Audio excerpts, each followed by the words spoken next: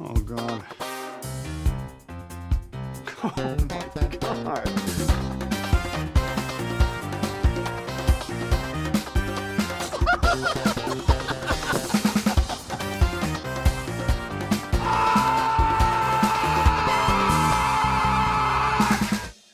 Okay. All right. Everything's totally cool. Yeah, you feel better now. It seems like you're okay.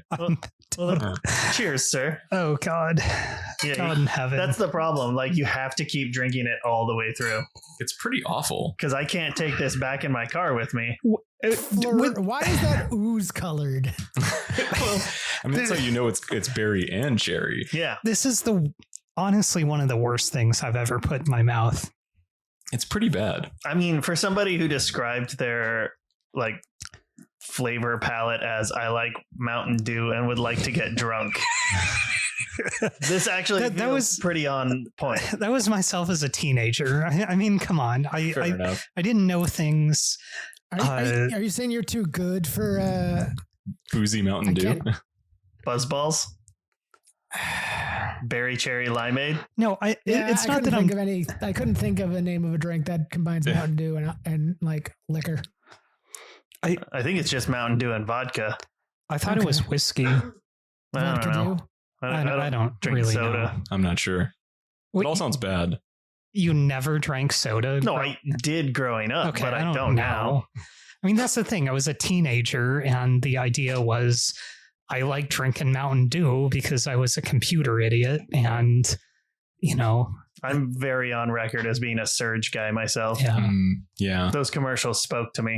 In fact, one of the first college gatherings I ever went to, I remember we had pizza and beer, and then I'm all like, "Oh, this is awesome!" And then I went for the pizza, and I'm like, "Why would you ruin this with beer? Like, can't I just want some Mountain Dew?" Oh dear. Very good. It's been all downhill since then. Then you like recycle those bottles, get that money back. Oh, yeah. You got to be in the right state for that. But yeah. Yeah. Does Washington not do that? No. No. No.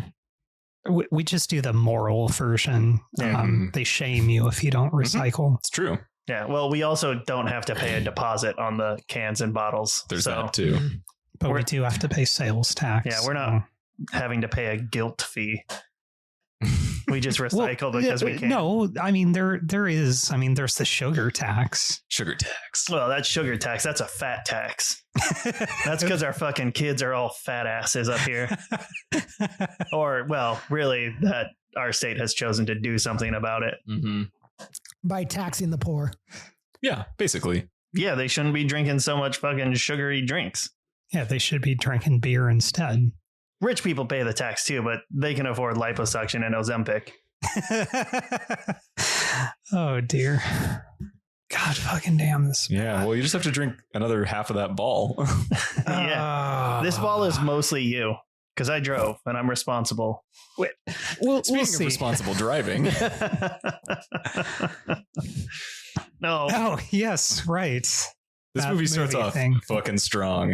It Oh my certainly God. starts off. I'll give it that much. Well, before we get to that, welcome back to Cage Match: Roundabout Way meeting Nicolas Cage.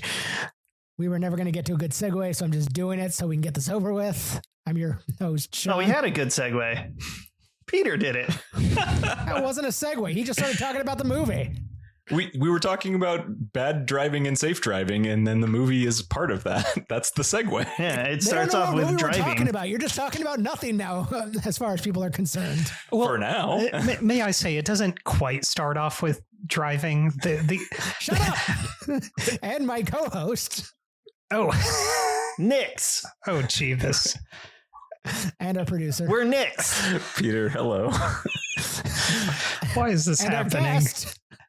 This is where you say your name. My name is Hornback. Yeah, welcome back, Hornback. We're glad that you were on this one because it is a real banger of a movie. Yeah, that's one way of putting it. I love bad movies, but this I was actually mad at having to have had watched this one. This is brought to you by the mind that gave us Detroit Rock City. Mhm. Is that all right? Yeah. Yep.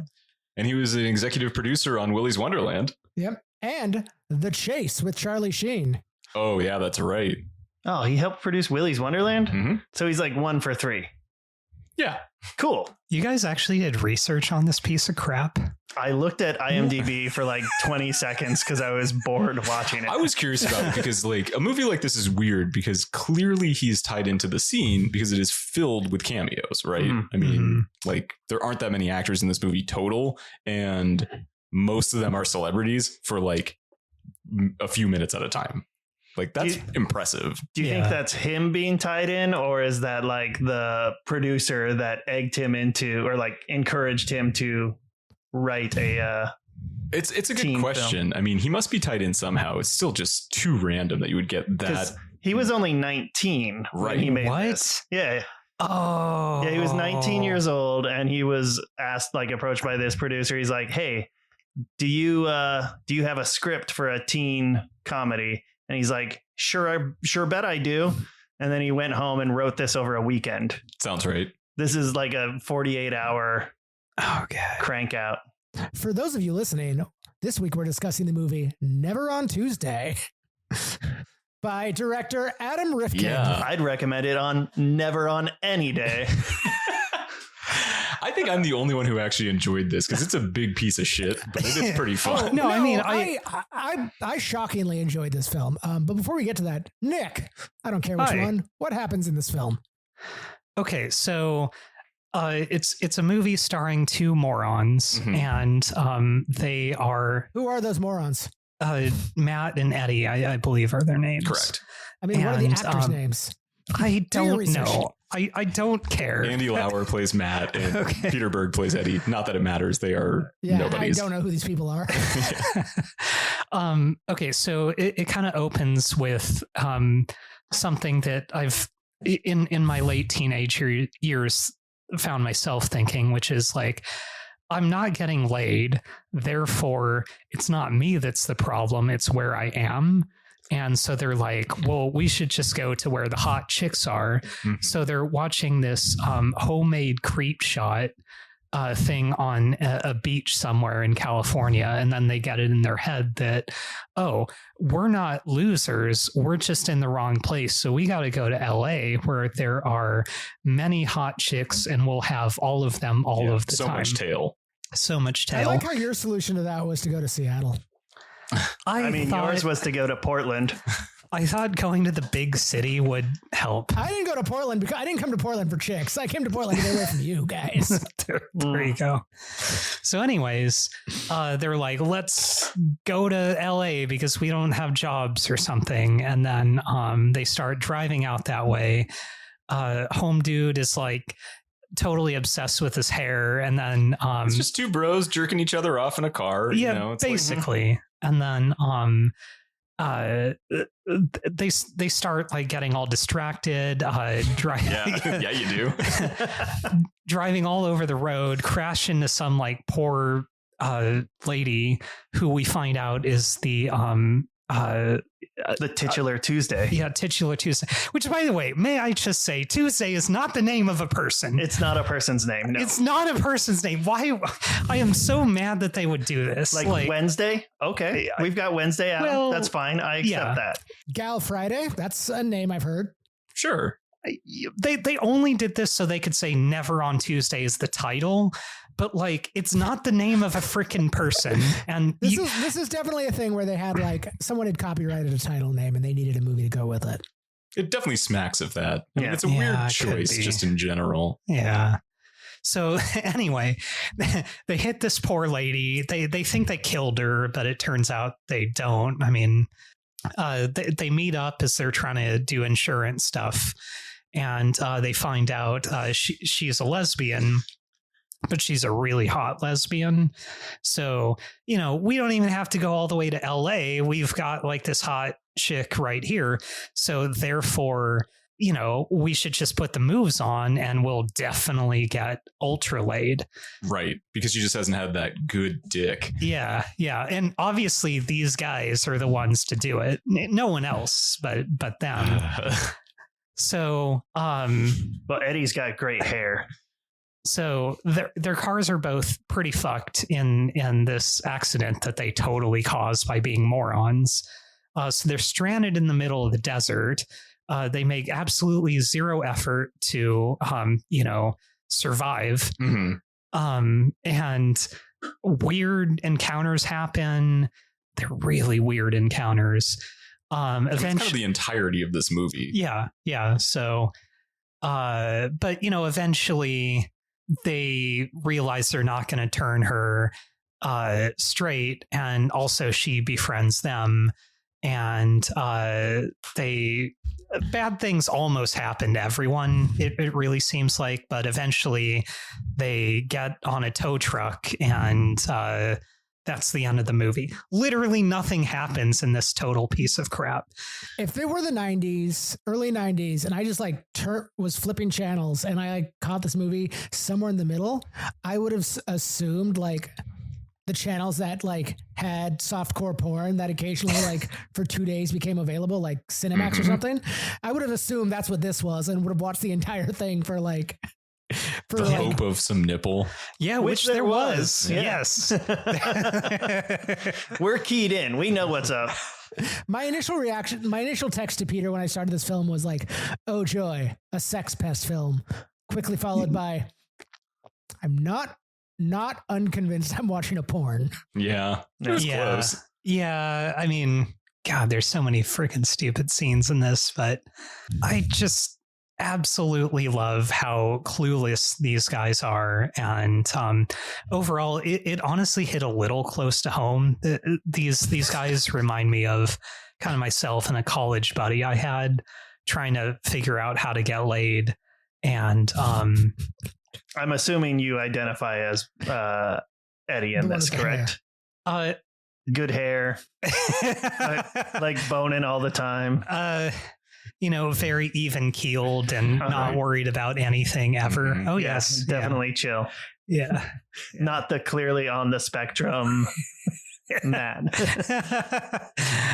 He was a delight, though. His fantasies, by the way, were the absolute best. Oh yeah, his fantasies were the best part of this film. I love that he is always being carried by her. Yes, she carries him. Oh yeah, throws him on the bed. As someone who exclusively loves tall women, yeah, I get it.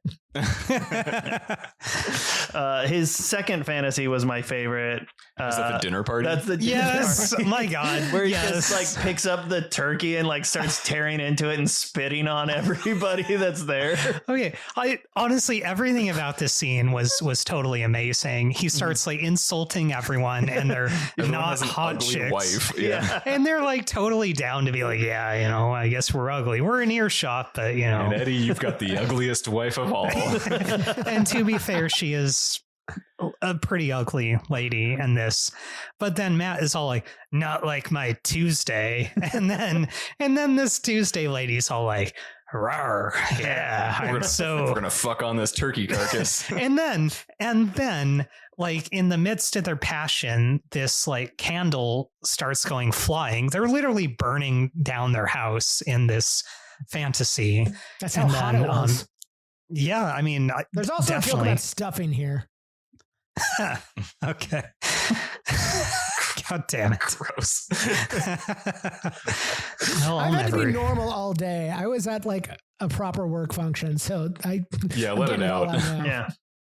Well, I'm never going to want to go to Thanksgiving again, so thank you. Yeah, Matt's fantasies were definitely the better ones. Then there's the one where he's on a bed in the middle of the desert. She's riding him, and there's just a bunch of ballerina children dancing around. Full an actual topless scene and everything for Tuesday, and just children dancing around them while they hump. Yeah. Incredible. That was caused by his heat stroke, I'm pretty sure. But he got some hot strokes out of that. Yeah. And meanwhile, while all of this is happening, it's the hot desert sun. They have exactly one, looks like half gallon of water or something. It's the water from her windshield wiper fluid. And then they're all oh, I'm not going to drink that. They're 75 miles away from the nearest town. Yeah. And just kind of decide that they're going to wait for a passerby to help them, only to meet the craziest people. And what a passerby you get to start. Yeah. Booty doo doo doo. Booty doo doo doo. I rewatched this scene just to like really see how long it was. And honestly, if they would have just been like, yeah, we need a ride, they would have been fine. Yeah. Totally. Yeah. But that would have canceled their potential to bone. Yeah, but Eddie like sent this is Nick Cage's cameo. Eddie sends him away because he's gonna bone down. Well, also he's a extremely crazy person. Yeah, he's very creepy. Is everybody okay? You need a lift? You need a ride? I've heard that voice so much that didn't get me. It was the fucking nose. Oh, yeah. Why? Why was he wearing this thing? I don't know. I mean, so dear listeners, he's wearing like the biggest, craziest prosthetic nose. Yeah. It's like It's an airplane wing. it's an airplane wing hanging off of his face. He looks it's like insane. a Cyrano's de Bergerac situation. Yeah, it is. Here. It is definitely Well that. pronounced. Nailed it. Nailed it. I went to college. Yeah, you found every letter in that one. I mean, his performance is hilarious to me. It makes no fucking sense. I have no idea why he did this movie. I don't know why anybody did this movie. Fair enough. Yeah. Aside from Matt and Eddie, like clearly they got to touch a boob. From my mild Google, Carrie Ules or someone related to Carrie Ules was a producer on this. Yeah, it's his brother or something like that. Yeah. He was also on the crew. Yeah. So Yeah. So when I was watching this, it was early in the morning before work one day, and I got it on, and my partner wakes up and is like, "Are you watching Babylon 5 or something?" And I'm like, "What?" Which is a very reasonable thing for you to have been watching. Yeah, exactly. No, she ain't know anything about. She didn't even like see what was on the TV. She just asked from the other room. Yeah. Well, this was crazy to me. I had no idea about any of this. So first of all, I've never seen Babylon 5. I need to be, kind of a proper nerd and all I watched a fair bit of it. Yeah, you But should. apparently Claudia What's-Her-Face was a major character on there. Oh, really? Claudia Yeah. Christian? Yeah. And so she knows all kinds of weird trivia, things like that. Immediately recognize this actress. And I'm all like, no, this is definitely not that. Not a chance she's been in anything other than this. So I'm really surprised about that. But also Babylon 5 is now ruined for me because all I'm going to think about is like some lady named Tuesday, which also somehow in this day and a half that they're stranded, she has like 4 different outfits that she changes into, which is she has 3 costumes on day 1. What's going on here? Also, who drives like a 70s Volkswagen Beetle in high heels? Yeah, that just seems, I don't know anything about heels. Cross country. I gotta feel like you can't really do the pedals. I do know something about heels, and yeah, I wouldn't do it. It seems really dumb. Yeah, it's not driving shoes for sure. Not when you're going across the desert. You wear comfortable shit. But she's not here to be a character. She's here to be the sexy, lustful thing. They're all caricatures. Yeah. It's sort of the male gaze thing. But I mean, they don't No, turn she her. was a female gay. That's It was the female gaze. She was for the female gaze. Her acting was pretty flat, though. Yeah. Yeah, she was terrible. Yeah. In that regard, so when I started this movie, I started this on Sunday in the afternoon, assuming I wouldn't have time to watch it before we recorded because work and stuff. And then I'm 20 minutes in, assuming this is going to be a horrid sex pest movie, assuming that, they're going to fix her. And I'm like, I don't want to watch this. And then when I came back to finish and sat down, I'm like, oh God, let's get into it. And then you realize like, oh no, these boys are going to learn a lesson. And like, the lesson is that they want to make out with each other and jerk each other off. It's okay. Yeah. There There really two buds. isn't like a positive conclusion to this, except for some reason she's got weird Stockholm syndrome. Yeah, it's about like these oddly two fine guys. about them. Like she's very swingy with the I'm a lesbian. Like, why are you guys like trying to do this? To be like, oh, let's just be best friends. To like back and forth. I don't know. I mean, that's just bad writing. My point was that from when this movie came out and what I assumed the genre would entail. I was actually quite happy to see like, oh no, they kept her a lesbian. There's no ambiguity there by the end. And they learn a lesson about like treating women with respect. Not something I expect from an 80s film. I'll be honest, most 80s comedies, I expect some form of rape. Yeah, and there was none of that. It's a really weird movie. I mean, unsurprisingly, hard to find a copy of it. It was a direct to VHS. Never came out on DVD. Yeah, the company that was going to put it on DVD folded beforehand, unfortunately. Really? If only we could have gotten this one for your collection. Yeah, no, I'll have to like just settle for a poster, I guess. We got to find you a VHS. And a VHS player. It can sit on my shelf next to my VHS copy of City of Angels. Oh, that's what it was. I thought it was Zandali. No, God, I wish I had a VHS of Zandali. I have a DVD of Zandali. French import. Oh, that's what it was. Yeah. Yeah. So, sorry, by the way, you made it sound like they, learn a lesson toward the end. I don't think they did. Yeah, I don't think anybody grows. They were fantasizing about her to the end. They were even like, both of them were like, hey, I know you're still a lesbian, but I find you hot at the end. Like that was their last conversations with her before she leaves. And she still sheds a tear and looks. I mean, she was hot. Well, yeah, but that's still coming on to somebody. Like your last interaction with somebody is like, hey, I'm gonna give it one more pass. Nice boobs. Yeah. I don't know. Just saying. It's like, hey, you want to kiss me in front of these fucking tow truck drivers? They did not instigate that. She did that to make to make them look bigger than they were for the other men. But why? Yeah. Yeah. To boost their egos, because dude was like talking about all his sexual conquests. Because she's never gonna see them again? She wants to make them feel good because she actually wound up liking the idiots. Well, then she should have just boned them. Or at least a pity hand job. I kind of agree with Pity that. Hansky. Also, I honestly thought this movie was going to end very badly because like one of the last things that happened, and there's like no payoff to this whatsoever, is like the tow truck driver taking her is all like, I'm not even a real tow truck driver. Yeah. You mean just, Emilio Estevez? Emilio! I'm just filling in for my friend.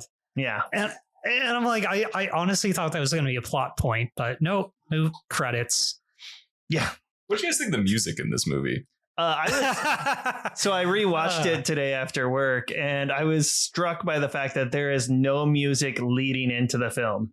Oh, yeah. You get like a couple seconds of like kind of a like background noise sort of thing with like just like as they're loading up the 8mm film of Beach Party 83 that they were watching. And then it's just voiceover of them talking about like California girls. Mm-hmm.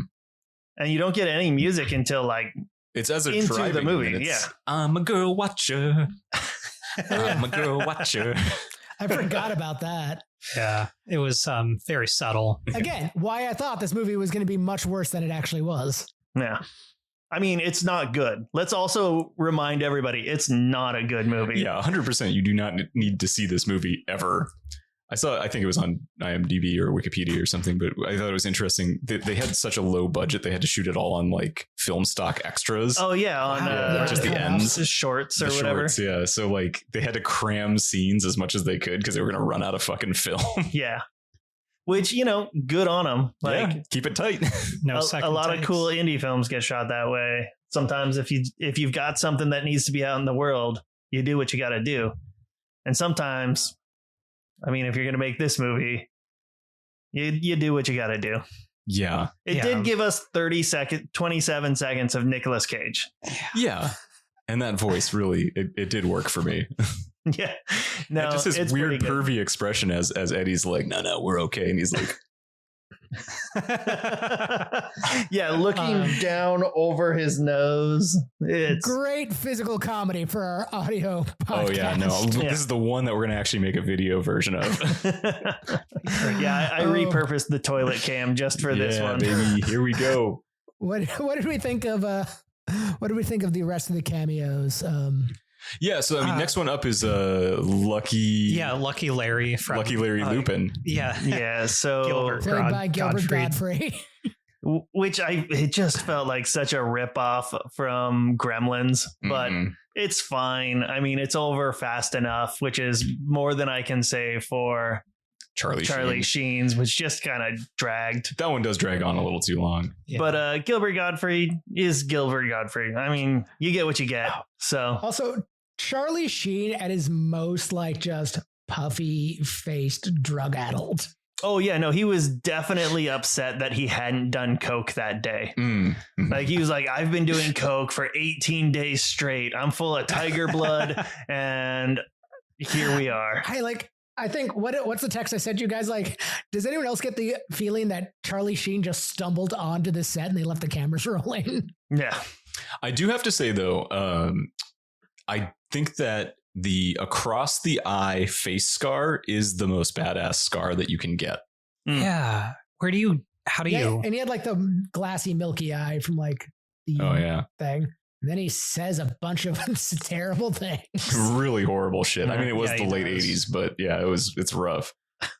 I did. Okay. So the part of that, even though that scene does drag on a long time, when they're just like listing different things and just go in the car. Yeah. The records, Iron Butterfly. In the car. The one from the TV in the car. Yeah.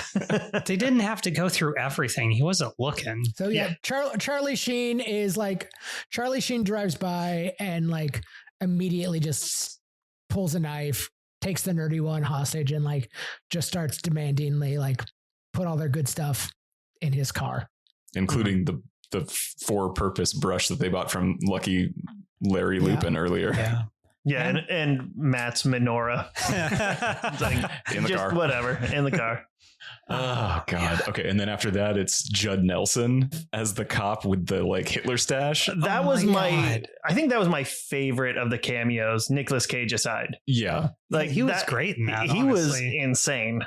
Like, as far as cops go, like he's such a weird character. He's all sweating. He's like pitting out in his uniform, and he's like clearly wearing a fake mustache and like making sure it's on right. It's a very weird and unhinged kind of performance there. I liked that one, I think, the most. I think he has my favorite quote from this movie, and I'm probably not going to do it total justice, but he's about to leave, and then he pulls his gun out, like, "You freeze, loser!" and he points it at Matt, and they're all like hands up, and then he's like, "Just kidding," and then he goes, "I love my job." Yeah, he rides off like kicking his legs out on the side on his fucking Chips motorcycle. God, to be fair, that does sound like a very good job.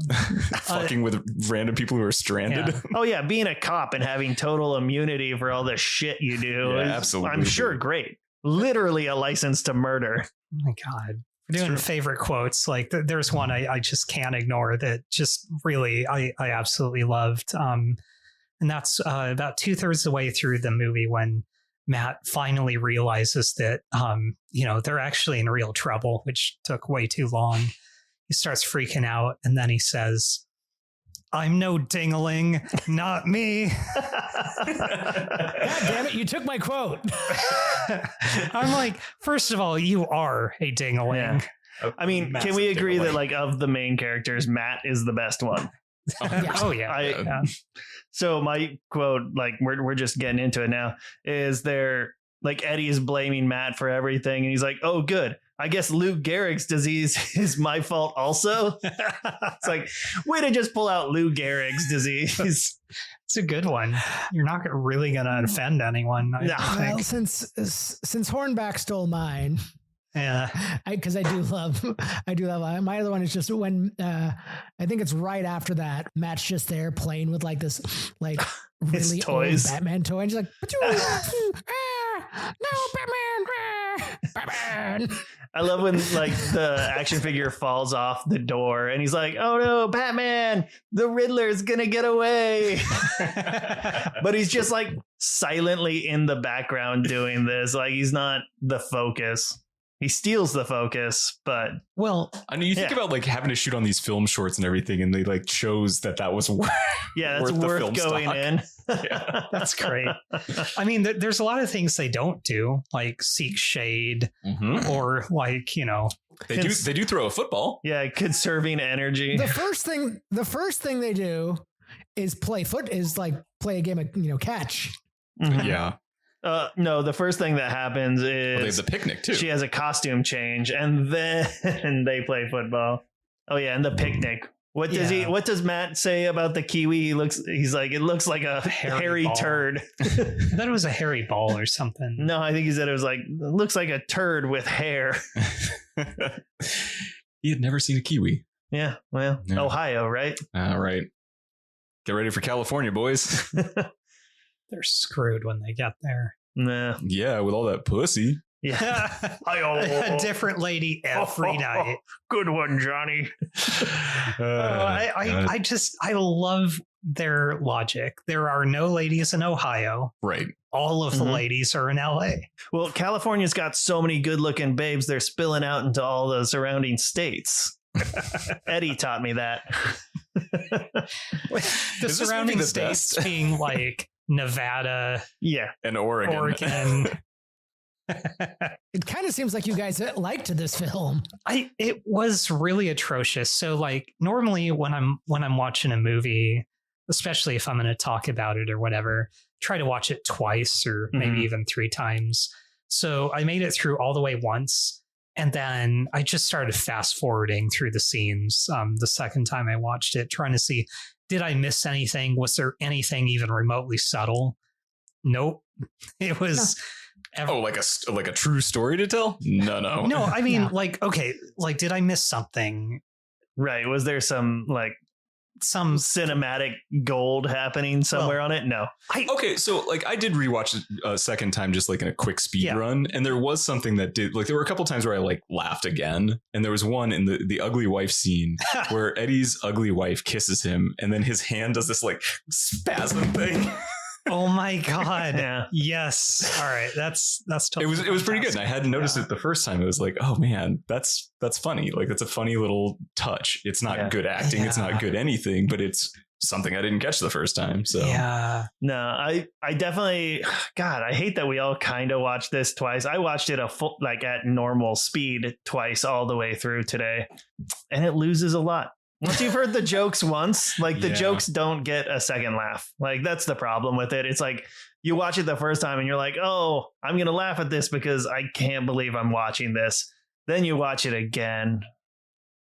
I guess I kind of agree. Like, I really didn't get anything out of it after a second watch, other than it did hit a little close to home because I swear to God, I was not unlike these guys early college, thinking that my only problem was where I was living. Mm-hmm. Kent? Bellingham, actually, which was... Probably had better chances in Bellingham. Yeah, no, definitely. All I had to do was not be an idiot. Did you ever consider a love walk? No, because I didn't value the outdoors back then. I was deep in the throes of World of Warcraft. Oh, Did you consider an ugly wife? Yes, I did. Because I thought, if you shoot, if you go low, then your chances are good. Mm-hmm. When did you start valuing the outdoors? That's a good point. I think it was a mushroom trip I did. Hey, okay. All right. Yeah. All right. I respect that. Yeah. Top 5 mushroom trips. First time, definitely number 1. College friends that were, a little bit better, I suppose. And I guess the second time I took a proper dose and I knew what I was in for. So I just had this brief moment where I knew everything. Of course, I didn't know anything, but I thought I did. And that was really kind of awesome. What about the butthole massage chair? Oh, yeah. Where's that one? Oh, God. I could not. I missed that. Yeah, I have some weird ticklish thing where I cannot. On your butthole? I can't do a lot of normal massage stuff. It actually makes me very, very uncomfortable. Yeah. So everyone else is like enjoying this like amazing massage chair. Nobody loved it as much as Josh, though. Yeah. Let's be real. Josh was going to marry that thing. Oh, yeah. real? If that was an option, I mean. Okay, wait. Worst mushroom trip. That would probably, if I may, the time I did acid, I suppose. Well, it's not mushrooms, unless well, you did them both. No, that would be I mean, bad. come on, it's similar note. Okay, it was a very good experience, except I was rolling around with a friend of mine. Okay. Just two buds jerking each other off. Well, looking for lesbos. Go ahead. I mean, we were both on acid, and he was driving, so it was. Ooh. It sounds like the start of this fucking movie. Yeah. Yeah, it was a very unsafe thing, and Yeah, I was the driver on an acid trip too. I understand. My God, So, really? Well, I took us up to the mountain and I got high. Like it kicked in maybe only in like the last 10 minutes of the drive. And then we that's just started brave. hiking Mm. in the woods. That's if you hit any traffic at all. I mean, it's all like, What, the mountain traffic in the middle of Montana? I don't know. Maybe everyone's going to the mountains. You don't know Also what on acid. It's fine. people do. That wasn't a concern at that point. The first time I ever did mushrooms, I was in college, and my buddy, like, we were super worried about it, and he packed them in like special candy wrappers so he could like fly it on the plane and everything. It was absolutely insane. So we took it. We had no idea what to expect, and then we were just like sitting around waiting for the come up, and we were watching Cartoon Network, and there's an episode of Dexter's Laboratory where he gets like set backwards and is walking and talking in reverse, and it was a very, very weird way to start coming up, because we were just like, are we amazing. fucked up, or is this like the show? And later I watched it and I was like, this is the trippiest fucking episode. But yeah, It was amazing. pretty weird. I got to experience the Barbie movie on mushrooms, and that was awesome. That would be a pretty decent one. Yeah. That's just kind of out there enough. Yeah. I wouldn't want to do Barbenheimer on mushrooms though. No, that one takes a turn. Second half of this trip sucked. Probably the second time I did mushrooms, my friend was like, we should watch The Wire. What? No. Yeah, let's watch fucking somebody beat up a minority. That's a great way to get high. Yeah. Oh man, your friend kicks ass. They know a good time. I wasn't going to mention this because I'm like, I reread this and it wasn't that good. I was looking at reviews for this movie on IMDb, and there's one that stood out to me for a couple of reasons. One, the review was given on my birthday. Two, it was by White Mark with a second K and a 7. And he gave it 3 out of 10. I won't read the whole thing, but he's like, I came across the movie seeing that Nicolas Cage made a cameo. I decided to watch it since it was on Netflix. This movie is one of the most boring movies I've ever watched. The characters are goofy, unrealistic, blah, blah, blah.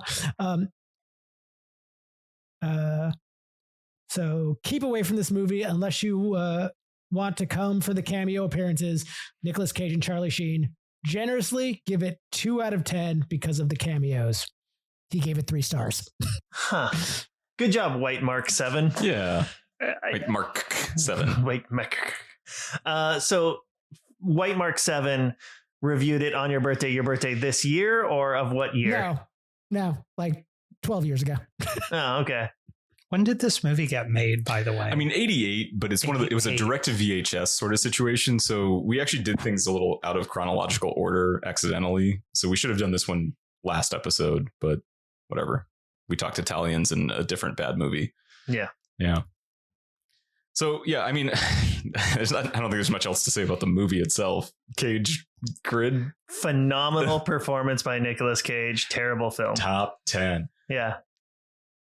I put this as I like this movie. I think it is so goddamn stupid, but I enjoyed myself. So I'm with Peter on this one. I enjoyed this film. I enjoyed Nicolas Cage. I enjoyed all the cameos. They're all, and that's kind of Rifkin's thing, isn't it? He just he likes having weird celebrity cameos. Like, yeah, I mean, he must be connected. He's got buddies. So yeah, I think of The Chase, and for whatever reason, Anthony Kiedis and Flea are in that movie. Right. I think that if I saw this movie when I was 17, my early 20s would have gone a lot better. Because you would have known what to do and not to do. I some self-reflection, kind of realizing that women are people. There's ladies everywhere, and maybe the location isn't the problem. It's you're the problem. Are you sure you would be able to see the forest for the trees?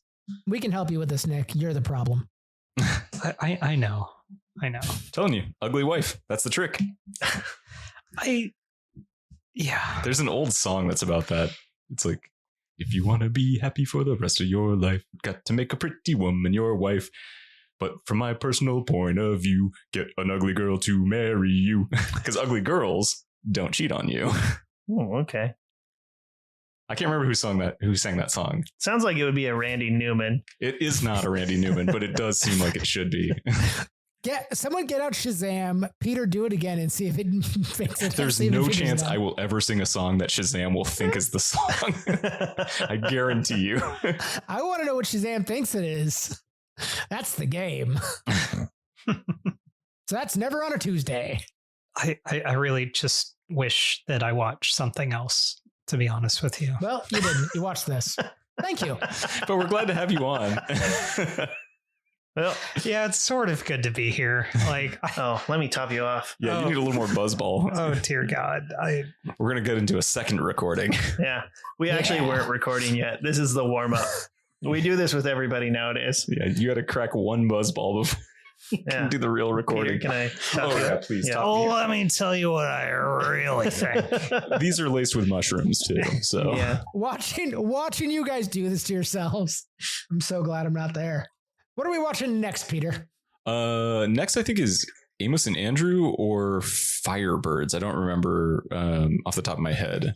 We're watching Firebirds with Nicolas Cage and Tommy Lee Jones next. Oh, that's right. I forgot about that. Oh, and Sean Young. Can I ask you guys a question? I prefer Sean Old. I would like to know what makes the cut as far as a movie featuring Nicolas Cage, because this one had at this point we did 27 seconds. So I'm trying to figure out. He had a little bit more in Fast Times. Arguably, he had more lines in this than he did in Fast Times. Fast Times. We had 2 lines and a laugh here. Yeah. So and a lot of very good facial acting. Yeah. Yeah. I don't know. We're just kind of going through the catalog now. It's like we're having fun. We're just doing it. Don't ruin our fun, Nick. There's probably a couple of them that we won't do that just seem unfun, but this one was fun. As much as I honestly hated this complete and utter piece of crap, it was fun. And I was able to burn through it in a morning before work meetings. And I'm really surprised because I honestly thought there was going to be something I got out of it, but it was just the ride itself. And it could have gone in so many different directions. Like it could have turned into some kind of horror survival thing. Like it actually could have started off as a dumb, stupid movie. And then once they are properly fucked, it could have been an actual thing, but it wasn't. So I was honestly kind of waiting for it to turn serious. And, but it was lighthearted the entire time.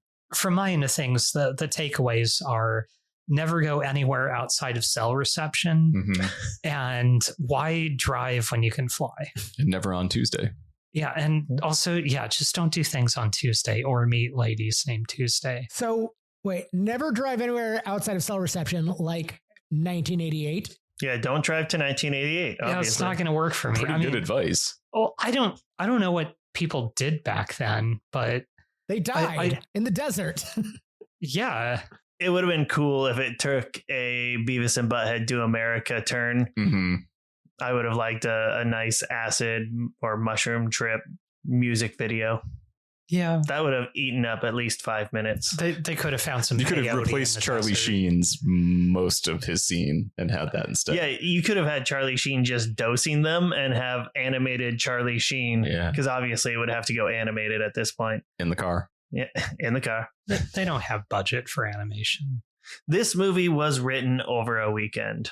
Which actually pretty impressive. Yeah, I mean, to write 90 pages in a weekend, sure. How do you know it's 90 pages? On 90 screen, minutes, 90 pages. Usually a page per minute. Yeah. Oh. Yeah. I could do it. I could do way more pages. Okay, this weekend, write me a film. Oh, yeah. Write a sex pest 80s movie. Yeah. Doesn't have to be sex pest. Write me a teen comedy. Yeah. Yeah, I'll do that. 90 pages. You can do it. It's fine. I'll just, okay. Reach into that deep pocket of yours. Double space. Yeah, okay. Yeah, change all the margins just a little bit. Oh yeah, no, a film isn't like single spaced or anything. There's plenty of space on the page. Oh yeah. So gotta let the actors breathe. Yeah, it's room for notes because executive producers, Peter. It's true. You're an executive producer now. Oh, nice. Yeah.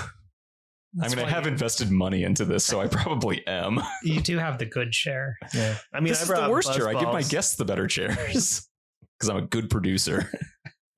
I will suffer for my art. I'm not allowed to have chairs that make noise. That's true. Because I move too much. Okay. Yeah. So thank you all for listening. Thank you for being here, Nick. Thank you. You're welcome. I'm glad to be and here. And also to Hornback. Yeah, it was sort of a good time. I definitely didn't have anything better to do. But you did get a biggie out of it. You did get a biggie. Drink your biggie. I'm trying. This is honestly terrible. It's pretty bad. This is worse than the chocolate one for sure. I seriously don't want to do this. So. Yeah. Well, we can't put it back in the bottle. It's got one of those weird stoppers. It doesn't go both ways. It's so freaking bad. What is wrong with you people? Sparkle Buddies just weren't doing it. Speaking of Sparkle Buddies, thank you to our Sparkle Buddies, Josh, Josie, Matt, Adam, Bill, and Stuart, and to our cage dancers, Ira, John, Freeman, Nathan, and Cameron, and to Bill Panks for making our intro music, and to me for making all the poster art. Thanks, executive producer. You're Peter. welcome. I feel much better now. Go watch Never on Tuesday. It's great. Don't it actually isn't that bad. It's great. It's not that great though. Like, come on now. I enjoyed it and I can't recommend it. No, I wouldn't ever actually recommend anyone watch this. Don't do it. But you can find it on YouTube if you do want to watch it. All right. Bye, everybody. Okay. Bye. Goodbye forever.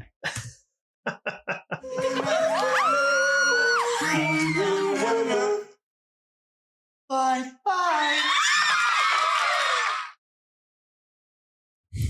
I was working at like an Office Depot and I got like a 10% discount on stuff, and I didn't want any office supplies, but they did sell Mountain Dew.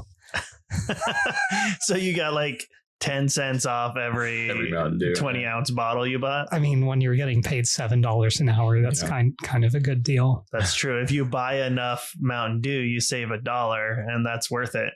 It took an hour of your life to save that $1, but it's the classic thing that my dad would do driving around town to get the 1 cent cheaper gas. It's like, Dad. Clearly your time is not worth money. No, one time my buddy Joey, so we had always had we called it Christmas, and we would get like this is unnecessary. We'd get like 20 people together and we'd all do mushrooms. And then we'd have a couple people that would drive us around to look at Christmas lights. Because like our university, sounds great, actually. Yeah, it's fantastic. Our university had like a giant, like, I don't know, 150-foot like sequoia tree on campus, and they would decorate it. Nice. So we'd go down there and like everybody would just stare at it like a bunch of fucking nerds and creeps. And like Joey would drive us around. He'd turn off the lights on his car and we'd be like, oh my God, we're fucking moving through space. But one day he takes us all into his garage and we're like all fucking shrooming, and he turns out the lights, and when nobody was in there, he had broken like 8 or so glow sticks and sprayed them on all the walls, the furniture. And so like, we're just fucking out there. And then all of a sudden it's just like a galaxy of color all around us. That was pretty solid. Worst trip was a King Gizzard and the Lizard Wizard concert. Well, yeah, we've heard that one. Yeah.